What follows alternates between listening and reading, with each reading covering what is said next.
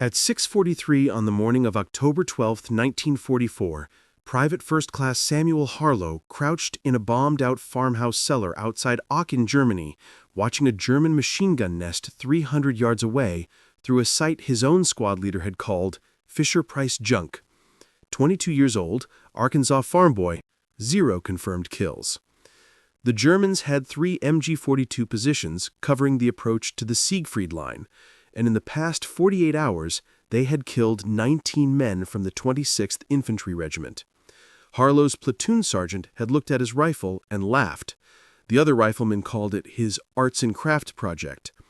When he'd shown the homemade wire loop sight to the company armorer at Camp Shelby, Mississippi, the man had asked if Harlow was planning to use it for squirrel hunting or actual combat. Harlow explained it was for Germans. They shipped out before he could test it under field conditions. Harlow had spent the Atlantic crossing cleaning his M1 Garand, while other men played cards and wrote letters home. His rifle looked standard issue, 8-round en-bloc clip, gas-operated semi-automatic, 9.5 pounds, same weapon carried by every other infantryman in his battalion. Except for one detail. Mounted above the barrel, fashioned from a bent coat hanger and soldered to a makeshift bracket, was a circular loop of wire exactly 1.8 inches in diameter. The loop sight had no magnification, no glass, no precision mechanics, just wire shaped into a circle and positioned at a calculated distance from the rear sight aperture. When Harlow looked through both the rear aperture and the wire loop, aligning them with the front sight post, the loop created a visual reference frame that allowed him to estimate range and compensate for bullet drop at distances beyond 300 yards. It was brilliant in its simplicity, and everyone who saw it thought it was idiotic. Captain Brennan had ordered Harlow to remove it during inspection at Camp Shelby, Mississippi. Unauthorized modification of military equipment, violation of standing orders.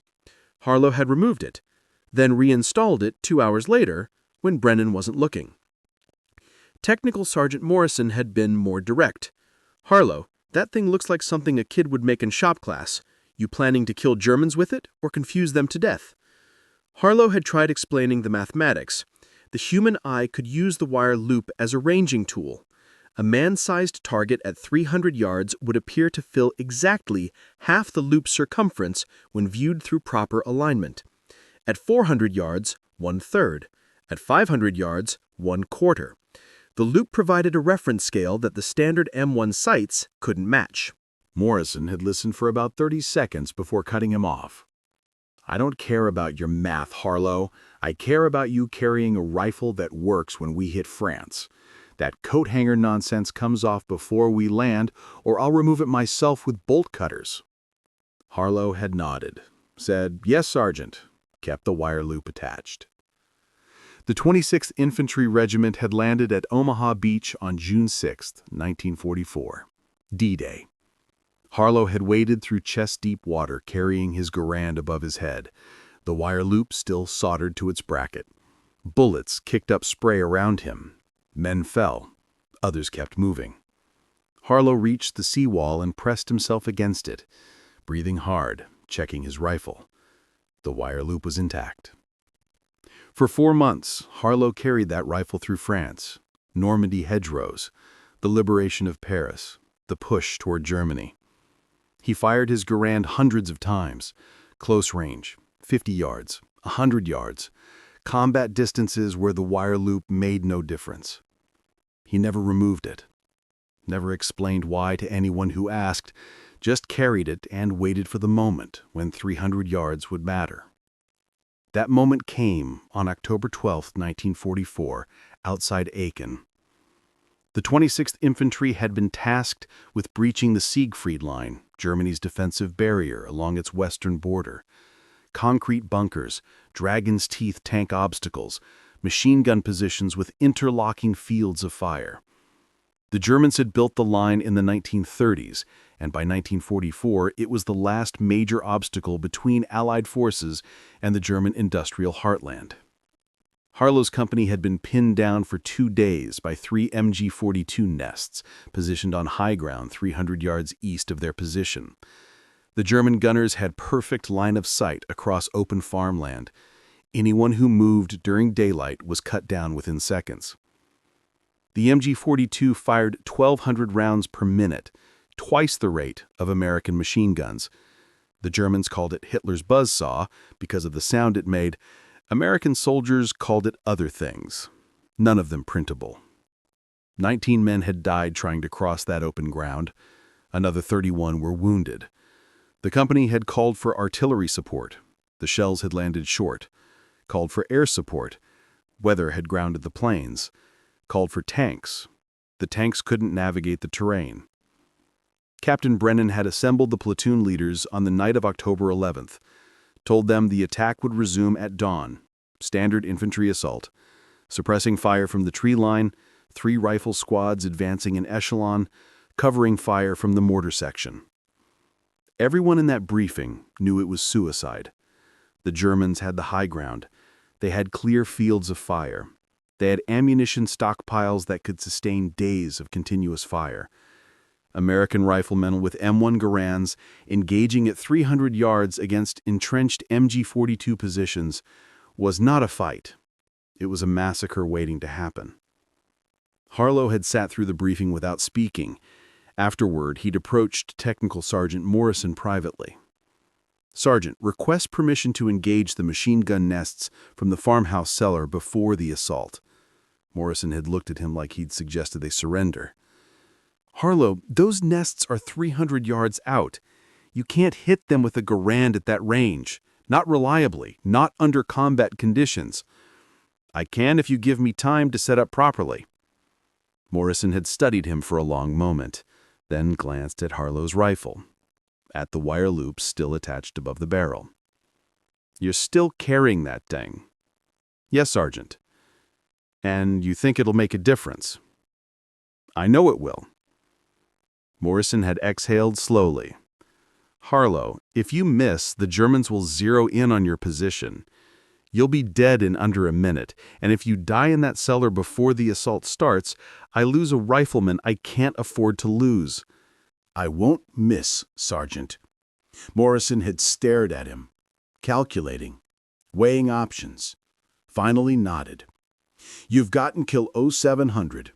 If you haven't neutralized at least one nest by then, the assault goes forward with or without you." Harlow had moved into position at 0545. The farmhouse had been destroyed by artillery weeks earlier. Only the cellar remained intact. Stone walls, small window openings at ground level. Perfect concealment with line of sight to the German positions. Harlow set up in the northeast corner, rested his Garand on a pile of rubble to create a stable shooting platform. The wire loop was still attached, still perfectly circular, despite 4 months of combat and rough handling. He glassed the German positions. No magnification, just his eyes and the wire loop and the mathematics he'd worked out on his father's farm in Arkansas 3 years ago. The first MG-42 nest was 287 yards out. Harlow knew this because when he looked through the rear aperture sight and aligned it with the wire loop and the front sight post, the German gunner's helmet filled exactly 52% of the loop's circumference. At 287 yards, 52% was correct. The second nest was 312 yards. Helmet filled 47% of the loop. The third nest was 294 yards. Helmet filled 51% of the loop. Harlow adjusted his position, controlled his breathing. The M1 Garand was a good rifle, reliable, accurate, but it was designed for combat ranges of 100 to 200 yards. Anything beyond that, and the standard sights became approximate rather than precise. The wire loop changed that. At 300 yards, a .30-06 round from an M1 Garand dropped approximately 12 inches below line of sight. Harlow had calculated this years ago using paper targets and a borrowed surveyor's tape measure. He'd tested the math on his farm, shooting at fence posts and tree stumps at measured distances.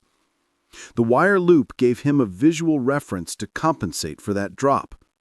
When the target filled the correct percentage of the loop, Harlow knew exactly how high to aim above the target to land the shot center mass. No one in the Army had believed him when he tried to explain this. They dismissed it as backwoods improvisation, hillbilly engineering, something that might work for deer hunting but had no place in modern combat.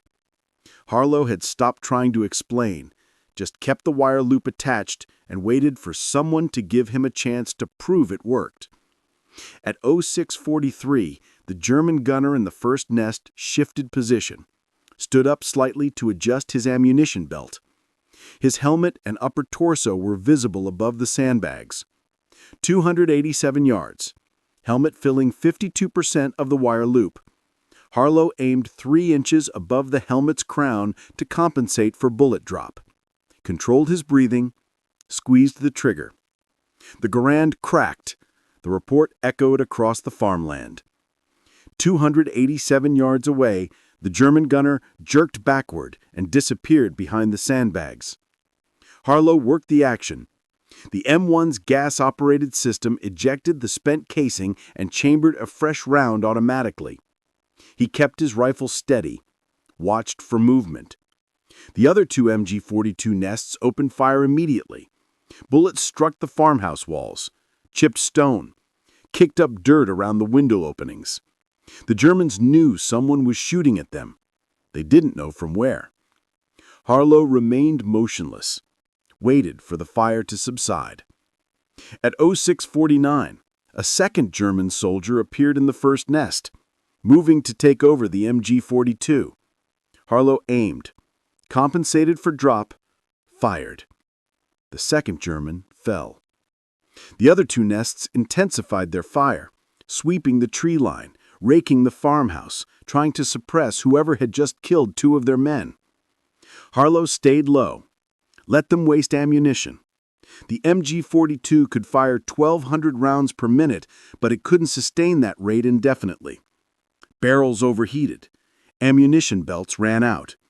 Gunners got tired. Harlow had time. The assault wasn't scheduled until 0700. He had 11 minutes. At 06:53, the fire from the second nest shifted. The gunner was repositioning, trying to get a better angle on the farmhouse. Harlow saw movement. A helmet. Shoulders. The gunner was partially exposed. 312 yards. Helmet filling 47% of the wire loop. Harlow aimed 4 inches above the helmet. Fired. The helmet disappeared. 2 nests neutralized. 1 remaining. The third nest went silent. The German gunner had realized what was happening. Someone was engaging from long range with precision fire. Not suppressive fire, not random shots. Aimed fire that was killing his men. The smart move was to stay down, wait for reinforcements, avoid exposure.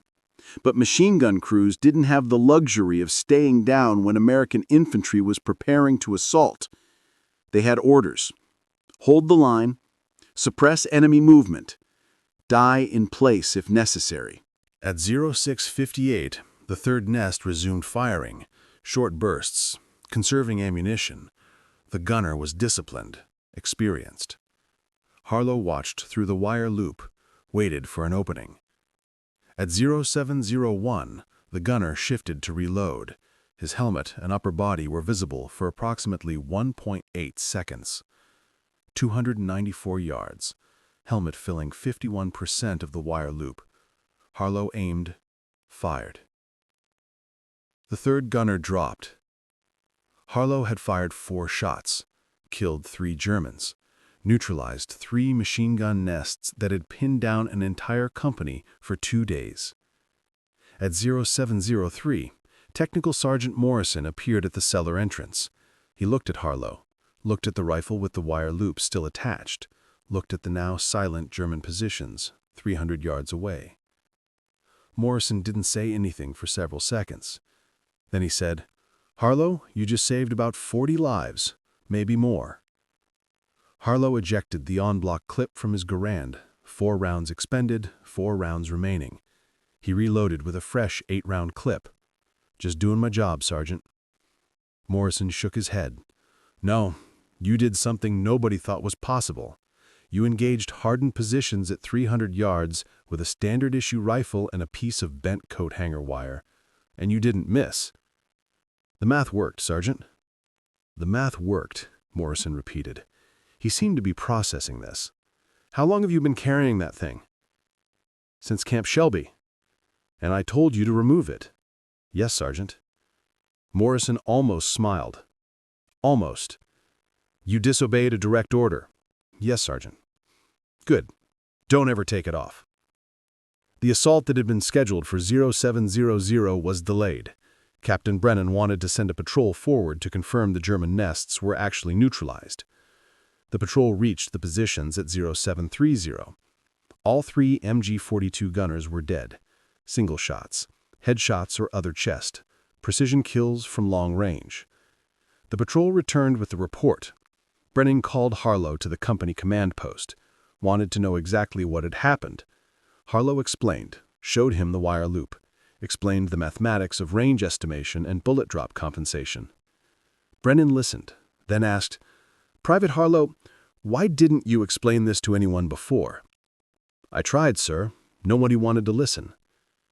Brennan looked at Technical Sergeant Morrison. Morrison shrugged. He tried explaining it to me, sir. I told him it was Fisher-Price junk and he needed to remove it. Brennan studied the wire loop, bent coat hanger, soldered to a makeshift bracket. No precision manufacturing, no military specifications, just improvised ingenuity from a farm boy who understood geometry better than most West Point graduates.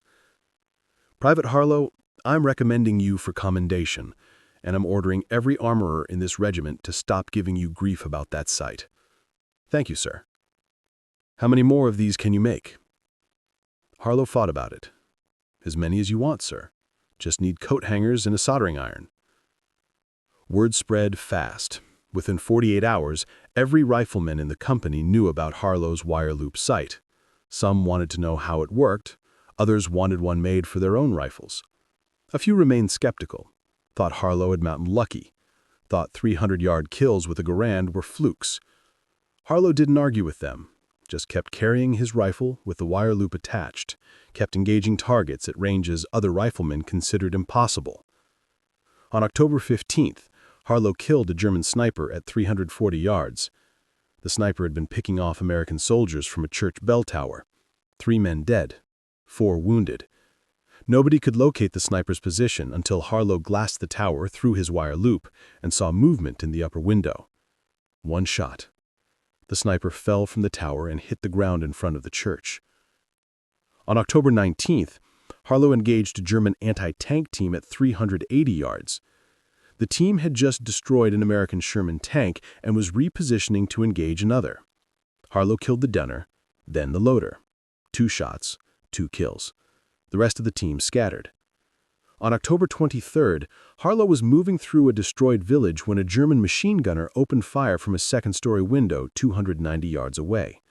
Harlow dropped to one knee, aligned the wire loop, fired. The machine gunner slumped forward out of the window. By early November, Harlow had 14 confirmed kills, all at ranges exceeding 250 yards, all using standard M1 Garand ammunition and a homemade wire loop sight made from coat hanger wire. The company armorer started making wire loop sights for other riflemen. He used Harlow's design. Exact dimensions. 1.8-inch diameter loop positioned 14 inches forward of the rear aperture sight. The armorer made 23 sights in 2 weeks. Not everyone could use them effectively. The wire loop required understanding geometry and ballistics, required practice and patience, required the ability to estimate range by comparing target size to loop's circumference. Most riflemen found it too complicated, preferred to rely on standard sights and engagement at closer ranges. But about 7 men in the company mastered the technique. They became the regiment's designated long-range shooters. Not snipers.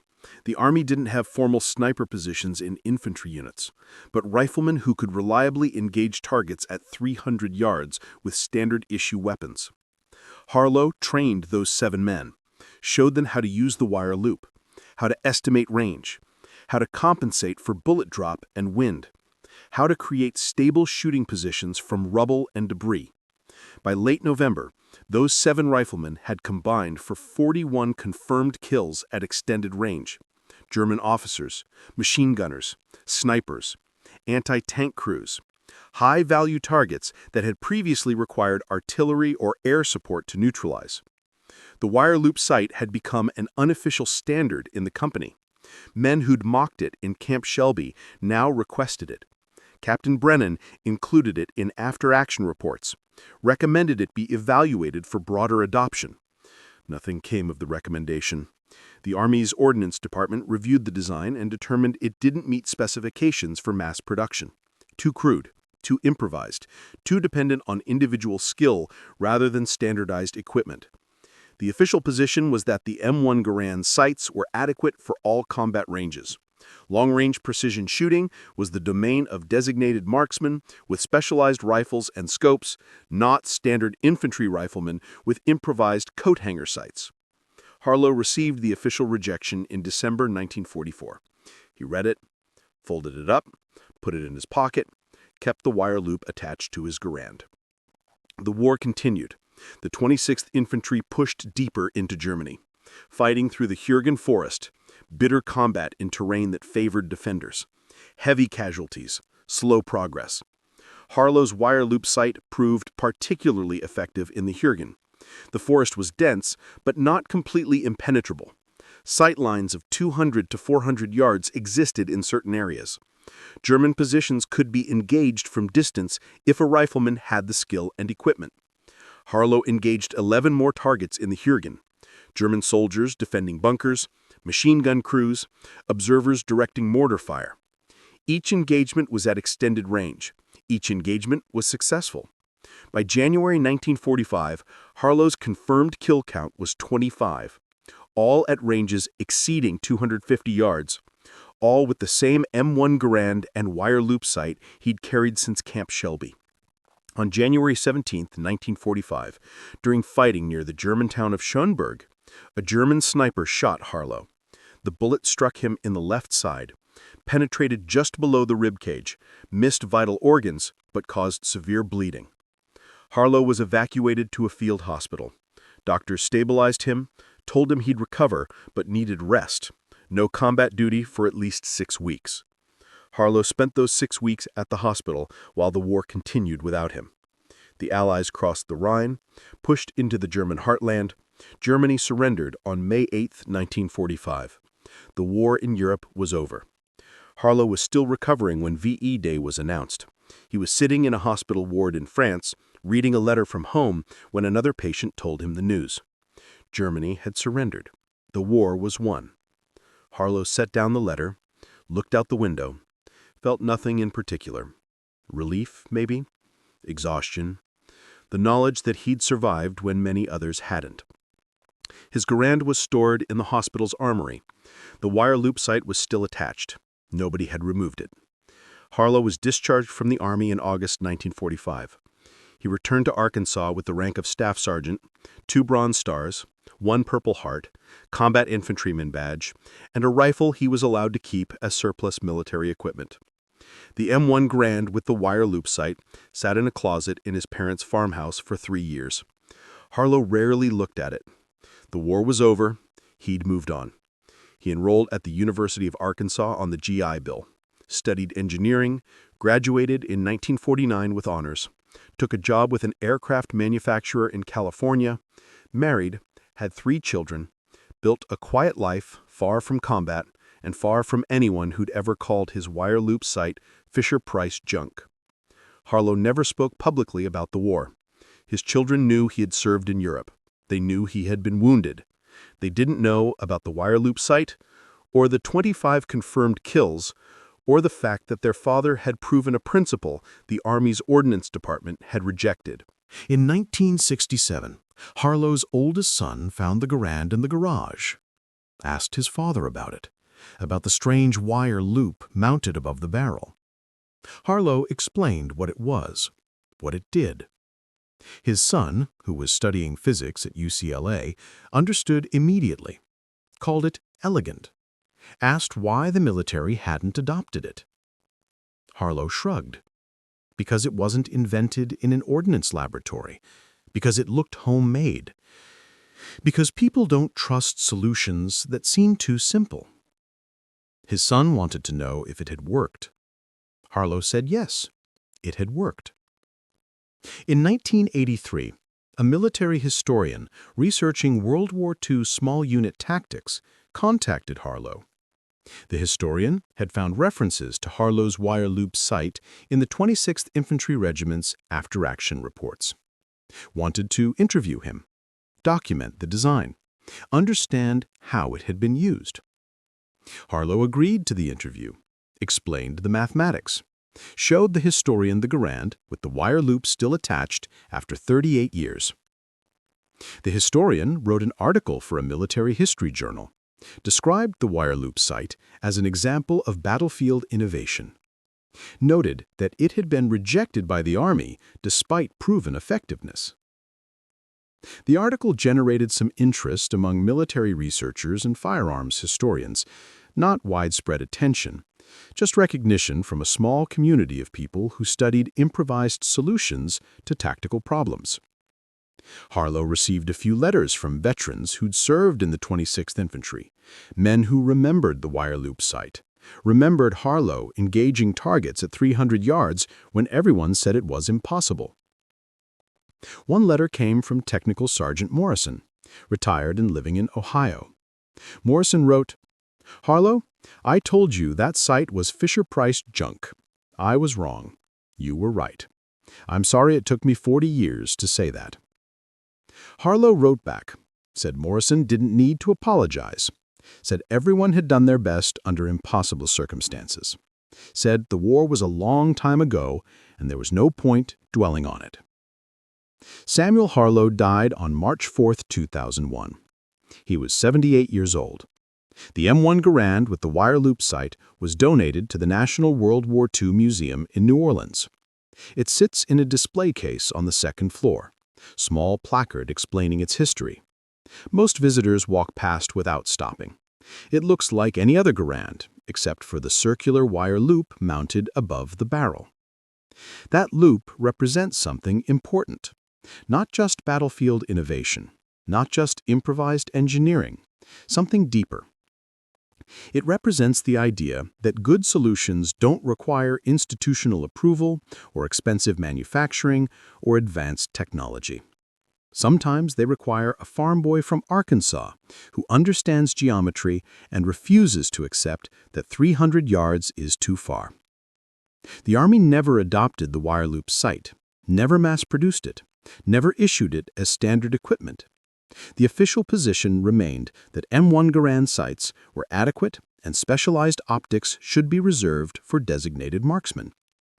But in October 1944, outside Aachen, Germany, a piece of bent coat hanger wire proved that official positions don't always account for reality, that sometimes the best solution is the simplest one, that sometimes the people who know best are the ones everyone dismisses as hillbillies with arts and crafts projects. Samuel Harlow proved that. 25 times at distances exceeding 250 yards with a rifle everyone said couldn't make those shots, with a sight everyone said was useless. He proved it.